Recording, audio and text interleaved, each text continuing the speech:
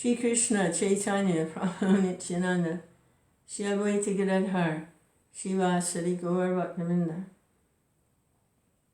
Hare Krishna, Krishna Krishna, Hare Hare, Hare Rama, Rama Rama, Hare Hare, Hare Krishna, Krishna Krishna, Hare Hare, Hare Rama, Rama Rama, Hare Hare, Hare Krishna, Krishna Krishna, Hare Hare, Hare Rama, Rama Rama, Hare Hare, Hare Krishna, Krishna Krishna, Hare Hare, Hare Rama, Rama Rama, Hare Hare, Hare Krishna, Krishna Krishna, Hare Hare, Hare Rama, Rama Rama, Hare Hare, Hare Krishna, Krishna Krishna, Hare Hare, Hare Rama, Rama Rama, Hare Hare, Hare Krishna, Krishna Krishna, Hare Hare, Hare Rama, Rama Rama, Hare Hare, Hare Krishna, Krishna Krishna, Hare Hare, Hare Rama,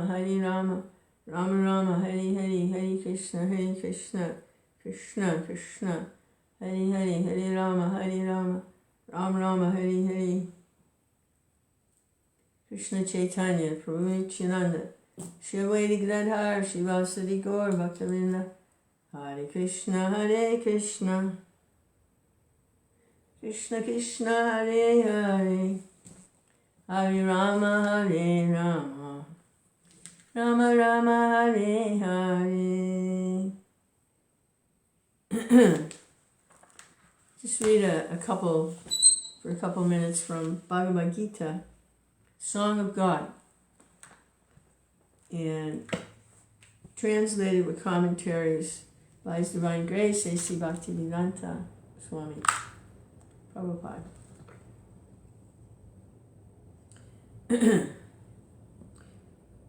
So Krishna is speaking to Arjuna directly. They're standing there together, the chariot, and Krishna on Arjuna's chariot, just before a huge battle. And Arjuna's a warrior, but he's hesitating to enter this particular conflict because it involves family members. And he's very soft-hearted. He doesn't want to kill or see his family members killed or injured. He's attached to his family members. But those particular family members, they're not good guys. They want to exploit and take advantage of being the ruling class for their own greed and lust and all those good things. So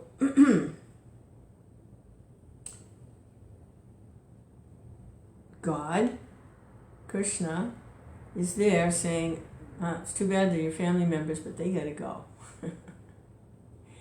And I want you and your brothers, because you're my devotees, and you're religious, pious, and you're my devotees, my friends, my devotees. I want you to manage things. So still Arjuna's, I'm not going to fight. I can't, Krishna. I can't do it. I just can't. I quit. I'm going to go to the forest and eat berries. That's it. I'll become a beggar. So Krishna is explaining to Arjuna transcendental subjects, and that this connection with family members, bodily connections, is temporary and it's illusory because it's based on a temporary situation, whereas there is an eternal atmosphere. So he's bringing Arjuna up to the realizations of transcendence. So this is text 14, chapter 2. Mātrā-sparśās tu kaunteya. This is Krishna speaking. Hello. Lance, Prabhu. Hare Krishna. Gita chapter 2, text 4. Krishna speaking. Mātrā-sparśās tu kaunteya śītoṣṇa-sukha-duḥkha-dāḥ āgamāpāyino nityās titikṣasva Bhārata. O son of Kuntī, the non-permanent appearance of happiness and distress, and their disappearance in due course, are like the appearance and disappearance of winter and summer seasons. They arise from sense perception, O scion of Bharata, and one must learn to tolerate them without being disturbed. Srila Prabhupada's commentary. In the proper discharge of duty, one has to learn to tolerate non-permanent appearances and disappearances of happiness and distress. According to Vedic injunction, one has to take his bath early in the morning, even during the month of Magh, January and February. It's very cold at that time, but in spite of that, a man who abides by religious principles does not hesitate to take his bath. Similarly, a woman does not hesitate to cook in the kitchen in the months of May and June, the hottest part of the summer season. One has to execute his duty in spite of climatic inconveniences. Similarly, to fight is a religious principle of the Kshatriya, and although one has to fight with a friend or a relative, one should not deviate from prescribed duty. One has to follow prescribed rules and regulations of religious principles in order to rise up to the platform of knowledge, because by knowledge and devotion, one can liberate himself from the clutches of Maya, illusion. The two different names of address given to Arjuna are also significant. Address him as kaunteya signifies his great blood relations on his mother's side. On his mother's side, his mother was Kuntī, who was a sister of Vasudeva, who was the father of Krishna. So they're cousins. And to address him as Bharata signifies his greatness from his father's side.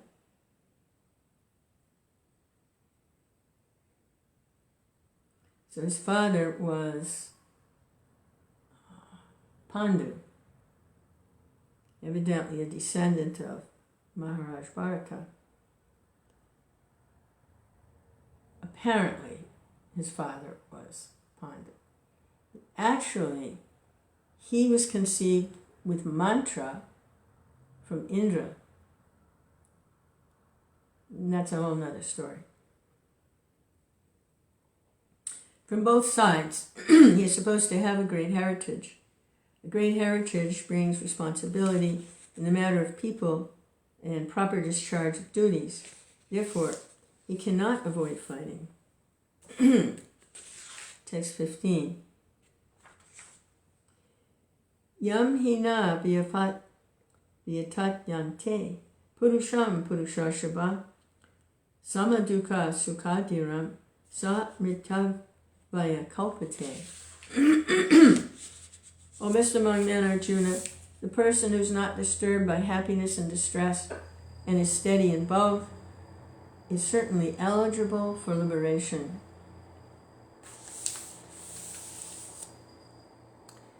Prabhupada's commentary. Anyone who is steady in his determination for the advanced stage of spiritual realization and can equally tolerate the onslaughts of distress and happiness is certainly a person eligible for liberation.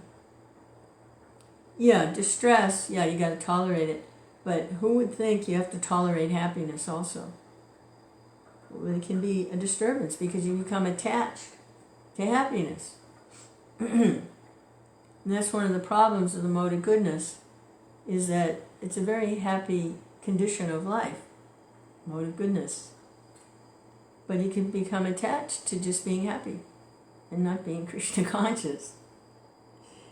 So it's two sides of the same coin, happiness and distress. Okay, just tolerate both of them. In the Varnashram institution, the fourth stage of life, namely renounced order, is a painstaking situation. But one who is serious about making his life perfect surely adopts sannyas order of life in spite of all difficulties.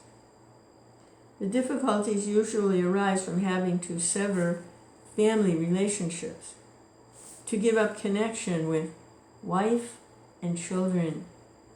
But if anyone is able to tolerate such difficulties, surely his path to spiritual realization is complete.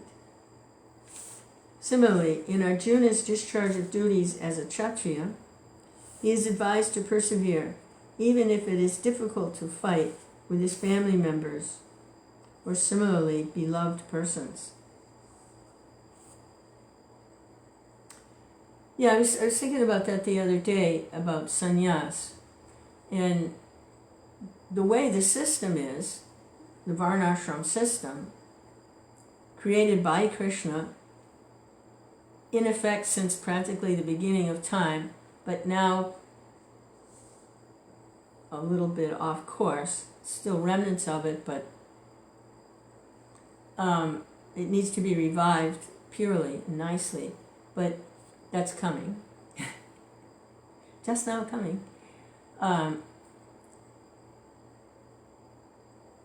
For a person to actually be able to take sannyas, they really do need to go through the other three stages first. Student life, then married and family life, and then retired life, concentrating more and more on visiting holy places and hearing and chanting, and not so involved with business and children because they're all grown anyway. And then renounce the whole thing. Whereas sometimes if someone takes sannyas prematurely and they haven't gone through all the stages, they can't do it. The pressures are too much.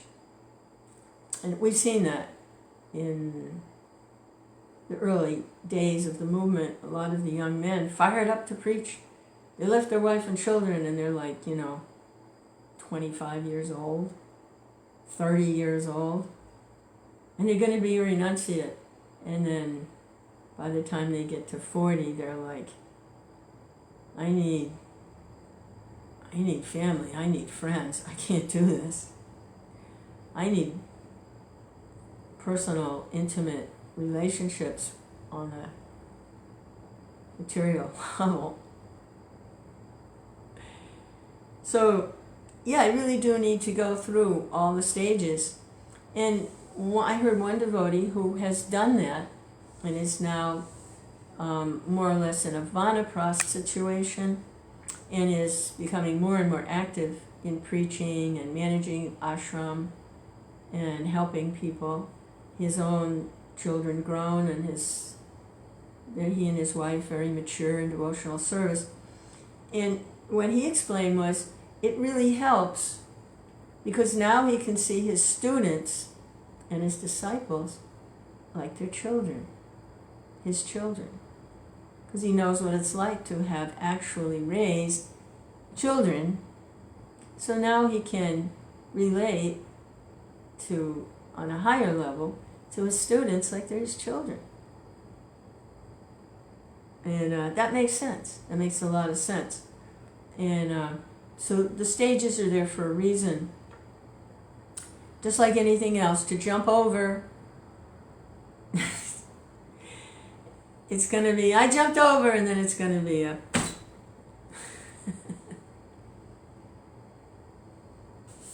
sooner or later, I jumped over. Yeah. So, you go through the process. It's given by Krishna, it's given by the acharyas, it's according to the Shastra. You follow the process, it works. It's a science.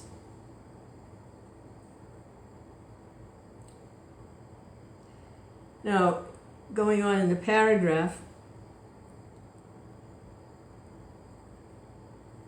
now he said, Prabhupada says, Lord Chaitanya took sannyas at the age of 24, and his dependents, young wife as well as old mother, had no one else to look after them. Yet, for a higher cause, he took sannyas and was steady in the discharge of higher duties. That is the way of achieving liberation from material bondage. But you can't imitate that. You just can't imitate Krishna and the Rasa Leela. Who can imitate Lord Chaitanya take sannyas at 24? That's not for everyone. We have to forget, Chaitanya Mahaprabhu is Krishna, the same Krishna that dances in Rasa Leela in the moonlight with other men's wives, calls them all out from the village to have a little moonlight rasa dance. You can't imitate Krishna. You can't imitate him when he takes sannyas, and you can't imitate him in the Rasa Leela. I'm sorry. Krishna, I know you want to, and it sounds like a lot of fun, but it doesn't work. Hare Krishna. Hare Krishna, Hare Krishna. Krishna, Krishna. Hare Hare, Hare Rama, Hare Rama. Rama Rama, Hare Hare. Sooner or later, you'll be standing there with egg on your face. Hare Krishna. Krishna, I don't wish anyone, ill or anything. But as it is, we have to see things as they are. Hare Krishna. But the principle is there, that to remain steady in the discharge of higher duties. Just like we don't imitate Arjuna either. Go out and kill all our relatives. I mean, come on. Hare Krishna. This is a whole nother... we can learn the principles of what's going on here. And we can apply those into our insect-like existence. We can adopt these higher principles. We can aspire to have the same moods and determination as these transcendental personalities have. We can aspire for that.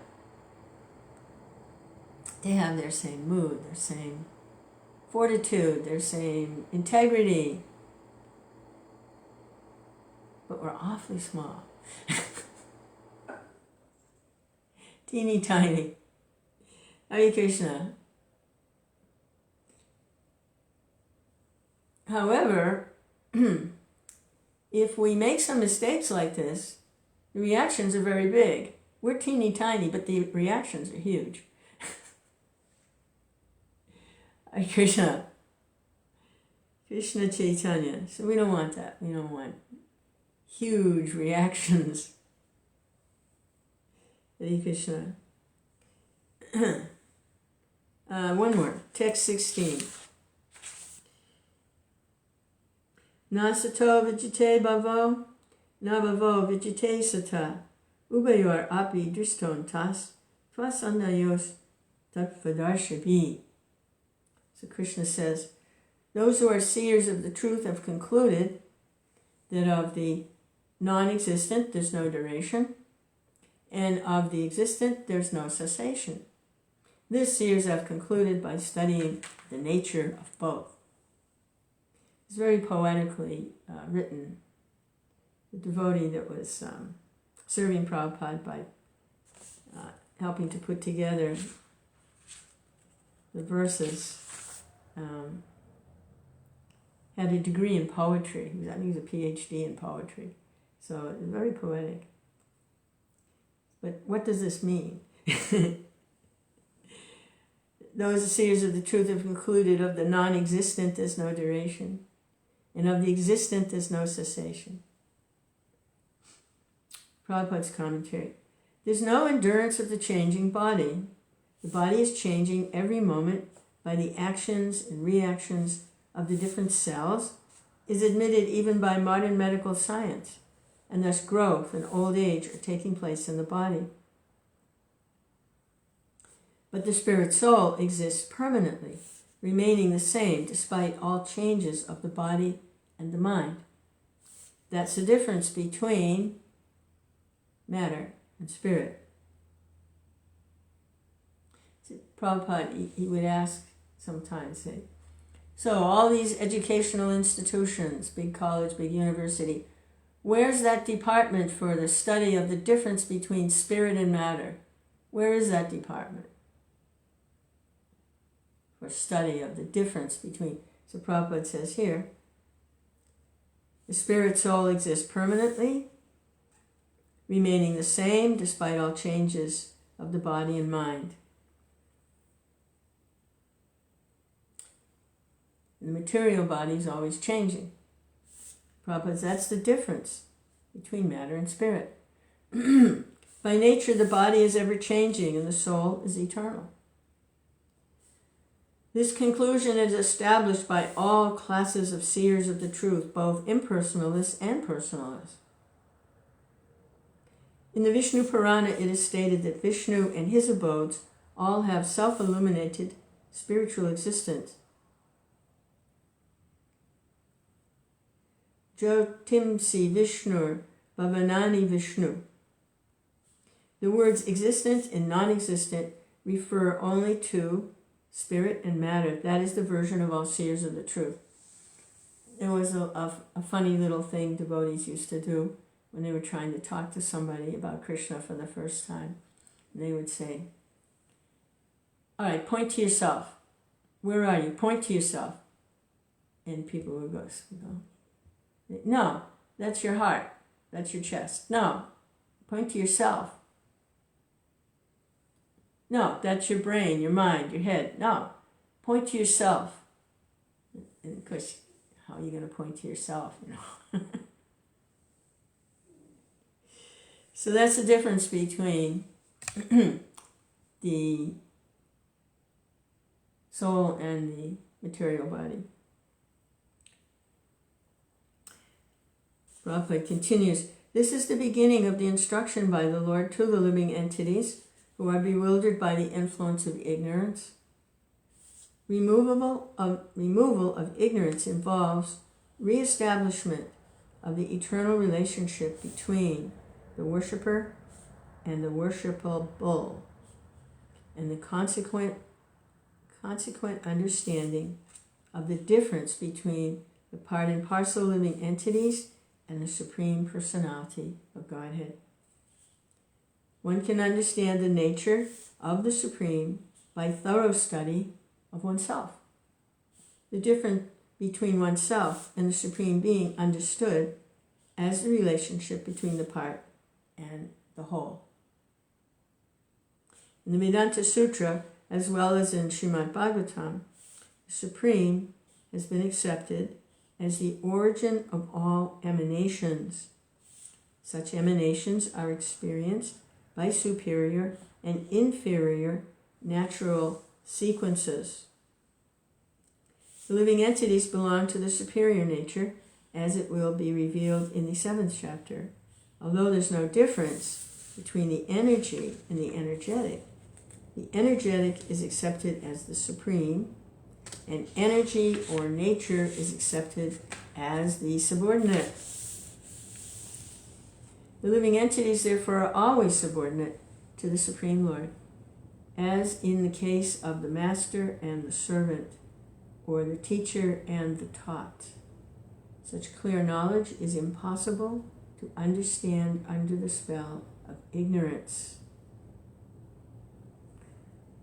Yeah, that's why you need a spiritual master, so that can understand and experience the difference between the superior and the subordinate. Hello? It's not just a matter of knowledge, it's a relationship. Chanting 16 rounds, following 4 regular principles is not just a regulation, it's a relationship of the subordinate to the master. Because in this case, the master, Bhaktivedanta Prabhupada, has asked everyone who wants to take shelter of him to take that subordinate position and chant 16 rounds attentively, minimum of 16, and follow 4 regulative principles. So that keeps one in that safe spot of subordinate. And that's what we need to understand in relationship to Krishna. So we practice with Krishna's bona fide representative. Is this complicated? Only if you don't want to do it. It's complicated. You'll come up with something else. Why you don't have to do that. In other words, why you don't have to actually surrender. Krishna. Oh boy, we're so creative, you know. We have that mode of passion, very creative. The living entities, therefore, this is Prabhupada speaking, are always subordinate to the Supreme Lord, as in the case of master and servant, teacher and taught. Jai Srila Prabhupada. Such clear knowledge is impossible to understand under the spell of ignorance. Such clear knowledge is impossible to understand under the spell of ignorance. And to drive away such ignorance, the Lord teaches Bhagavad Gita for the enlightenment of all living entities for all time. Wow! Krishna! Hare Krishna, Hare Krishna, Krishna Krishna, Hare Hare. I tell you, I've read Bhagavad Gita many, many times actually. And it's always beautiful. And I love the verses and everything. It's always refreshing. But each time it becomes even more relishable, more